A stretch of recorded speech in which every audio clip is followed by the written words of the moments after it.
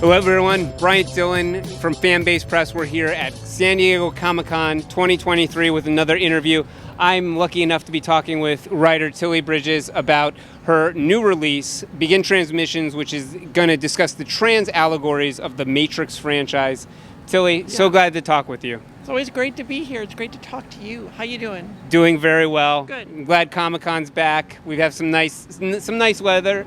Well, maybe a little too hot. It's a little toasty. But we found a little bit of shade to give us some security and protection here. Yeah. But I want to talk about this new release of yours. Okay. Obviously we've done a little bit on Fanbase Press. If people are listening to the podcast, they've heard a little bit about it. But for those who are perhaps hearing about this title for the first time, can you tell us a little bit about Begin Transmission? Yeah, absolutely. A couple years ago in the summer, the Wachowskis came out and said that they intended the Matrix films to be trans allegories. And I'm a screenwriter and a trans lady, and so people kept asking me what that meant and what were they saying with these allegories. And so I started writing about them, thinking it was going to be a very broad strokes, short thing, right? And it turned into a series of 24 essays, which they then compiled into a book. So, because the allegories go so deep and speak so very specifically to the trans experience that there's really nothing else like them out there. And it's really important, I think, that especially in today's political climate, that we increase awareness and understanding of what it means to be trans. And so that's the hope with the book. And were you a fan of the Matrix franchise prior to this revelation from the Wachowskis? Oh, yes, absolutely. I didn't understand why, though. They're great sci-fi movies, and I love them, but I always connected on a deeper level that I didn't understand until I watched them again after realizing I was trans, and I was like, oh, that's why. That makes a lot more sense now, so yeah.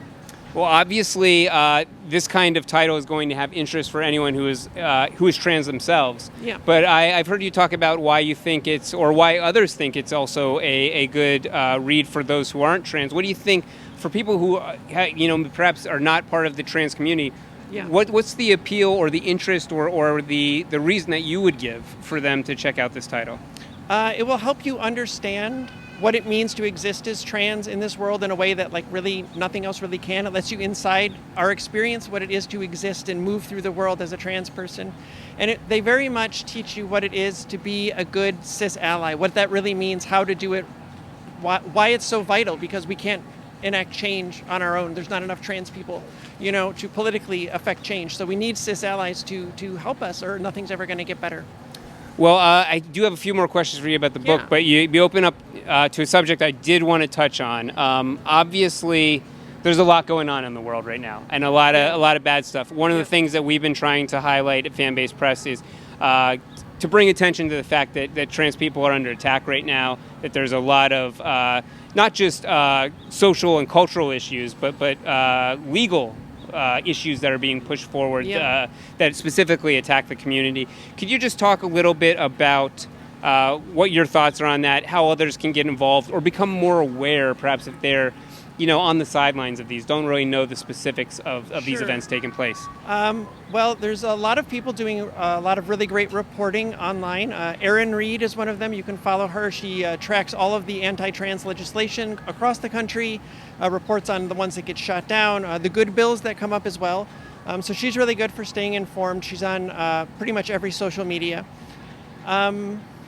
What else did you ask me? I'm sorry. That's okay. Just your general thoughts and how people who are, because I guess what I would offer is I feel like a lot of us get compartmentalized with our fandom. We come here, we enjoy comics, it's a fun time, we have a great time, and not that shouldn't go away. Not that you have to be plagued with doubt and depression the whole time. But I think it's important that we connect these stories, these experiences to what's going on in the real world and allow it to educate us a little bit. So I think that's a great recommendation, checking out Erin Reed's coverage. But are there other things that people should be aware of and ways that you would suggest that they seek that awareness if perhaps they're not as aware as they'd like to be of these issues? Sure. Another great way is to just find trans people, because we're everywhere. Talk to us, learn from us, listen when we have things to say. Another great thing that you can do that's really vital is you always have to show up at the ballot box, and you have to vote for the people that are going to give us equal rights, because we don't have them in a lot of this country. And we deserve them just like all the cis people do. So that's really, really vital. And the other most important thing I always say to cis people who are asking how they can be a good ally is to not let transphobia or any bigotry really slide in your friends and family. Don't be like, oh, that's just racist Uncle Joe. No, you got to call them out on that.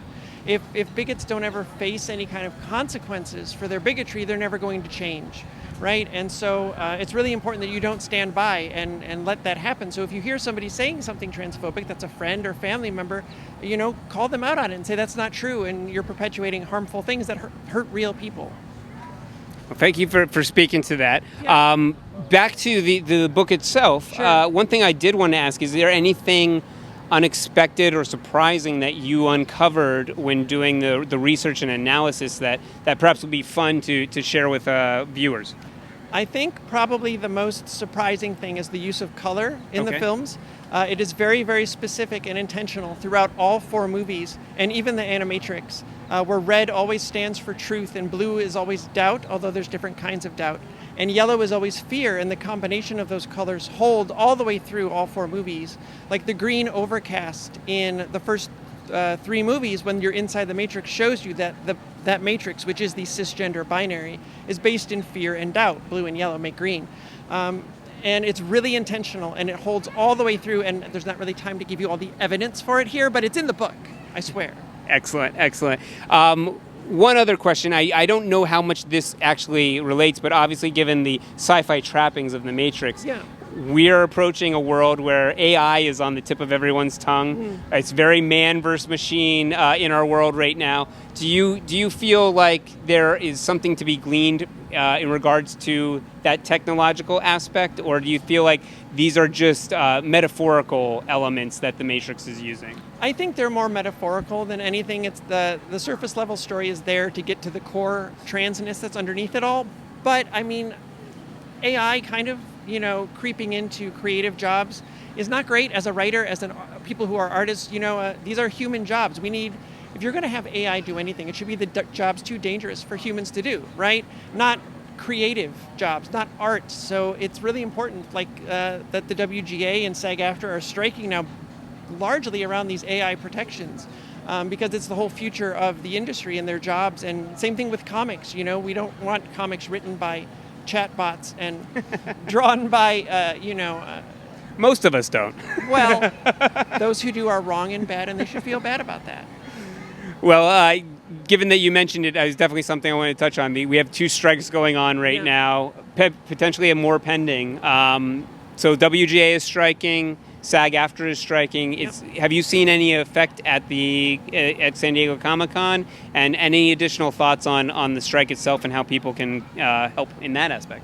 The only thing that I've noticed so far at the con is that there is definitely a lower celebrity presence. Yeah. There's not a lot of famous actors around because the strike prevents them from, promoting their work. So does seem a little bit more comics focused on that aspect, I think. And for folks that want to help out with the strikes, there's something called the Entertainment Community Fund. I think that's the name. I should have been more prepared. But you can look it up. You can donate to it. It helps actors and writers and crew members that are affected by the actors and writers being on strike, because they can't work either when the productions are shut down. So it helps the entire industry. So donations are always needed.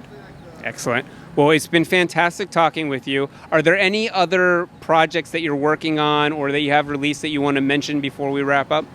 The only other thing is that my wife and I are writing on season 2 of Monster High, the animated series, so watch for that. It'll probably be out 2024.